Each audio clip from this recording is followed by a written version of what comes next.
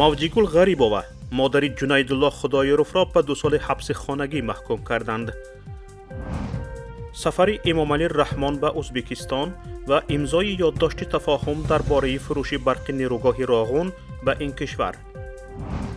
50% бозори фаровони шаҳри бохтар ба коми оташ рафта 12 нафар ҷароҳат бардоштаанд. 5 нафар зодагони тоҷикистон барои ҳамкорӣ бо гурӯҳи давлати исломӣ дар олмон маҳкум ба зиндон шуданд. шарҳи бештар аз ин хабарҳо.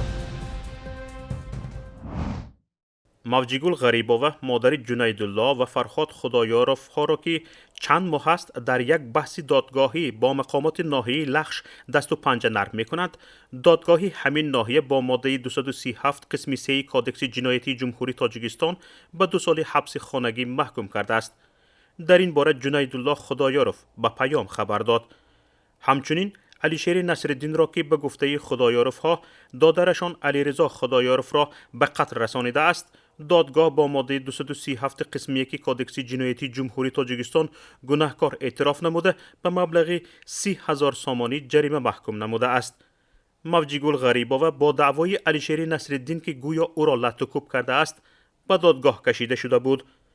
фарҳод худоёров ки дар аврупо ба сар мебарад ба паём гуфт ки алишери насриддин аз наздикони маҳмад тоҳир зокирзода раиси маҷлиси намояндагони маҷлиси олии ҷумҳурии тоҷикистон мебошад.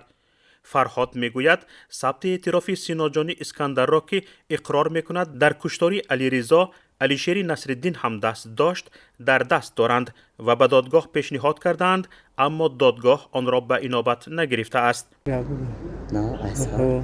من کشور قیس نجوم همون روزی حدیثه هم تا چما بدیم بزرگ علیشیر زفر بدن بعد همونجا دا زفر همون تیوری بازدن بدن فهمیدی بازدنی همون چی بدن بعد من همین زفر کی زفر بزرگ علیشیر بعد همین زفر باید میزده کیرا که علی را بعد همین علیشیر بعد همین بزرگ سینی علیشیر گفتی علیشیر سی گفتی تمیری نی گفت سینی همین علیشیر بزرگ گفت میری نی میترسی گفت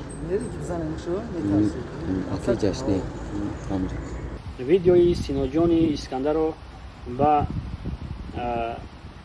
دادگاه ارسال کردیم. همان ویدیویی رو که میگوید که ما در قتل علیرضا خدایارو یک جایه که شریک بودیم، یک جایه هم دست داشتیم در همون قتل. اما متاسفانه از سبب اونه که در این قتل یک چند نفرانی والا مقام دست داشتن، از جمله محمد طاهر زاکرزاده رئیس مجلس نمایندگان مجلس عالی جمهوری تاجیکستان و با سپارشی به واسطه او پروکورور ناحیه رشت آنها را علیشیر نصرالدین و همراهانشان را از جوابدهی جنایتی آزاد کردند و همان ویدیو در حقیقتا هست میگوید که چگونه آنها نصیحت کردند و این کار را انجام دادند.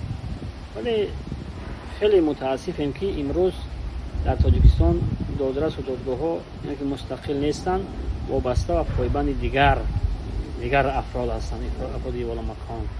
ҷунайдулло худоёров мегӯяд хоҳараш худоёрова валамат ки низ бо иттиҳоми шабеҳи модараш ба додгоҳ кашида шуда буд, бинобар исботи бегуноҳиаш аз ҷавобгарии ҷиноятӣ озод шудааст. аммо ҳарчанд бегуноҳии модараш низ ба исбот расида буд, модарашро маҳкум ба ҳабси хонагӣ кардаанд. парвандаи ҷиноӣ ки алайҳи модари ман ифтитоҳ гардида буд сирф як парвандаи беасос ва фармоишӣ буд ки аз ҷониби кормандони милитсияи шаҳраки навободи ноҳияи рашт ва прокуратураи рашт роҳандозӣ гардида буд ва умедвории мо ин буд ки дар суд бегуноҳии модари мо тасдиқ шуда парванда нисбати ӯ қатъ мегардад. вале бо сабаби он ки тамоми шоҳидон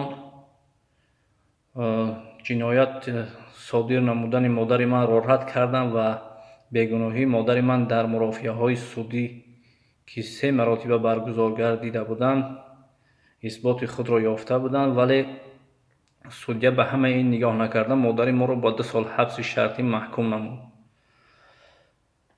در اینجا کارمندان مقامات میلیسیا خود جنایت صادر کرده بودند و نمیدونم با دادن پاره یا که با فشار آوردن بر سودیه این پرونده ساخته خود را گذراندند و مادر من را عیبدار اعلام نمودند که این ما با این چیز راضی بودن نمیتوانیم، زیرا مادر ما یگان جنایت صادر نکرده است و همه آن چیزی که در پرونده بود و همه آن چیزی که در سود گفته شد دروغ هستند صرف، و آن نفرانی که شاهد بودند همه‌اش با ما خصومت‌های شخصی داشتند و از پیش تشکیل کرده شده بودند.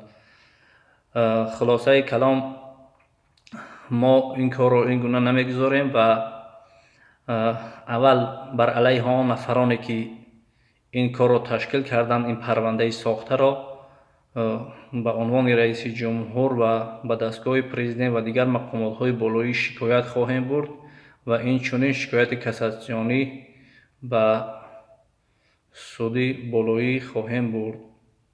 شرح بیشتر از این قضیه را در برنامه تحلیلی دیدگاه شام امروز در شبکه یوتیوبی و تلویزیونی ماهواره‌ای پیام تیوی می توانید پیگیری کنید.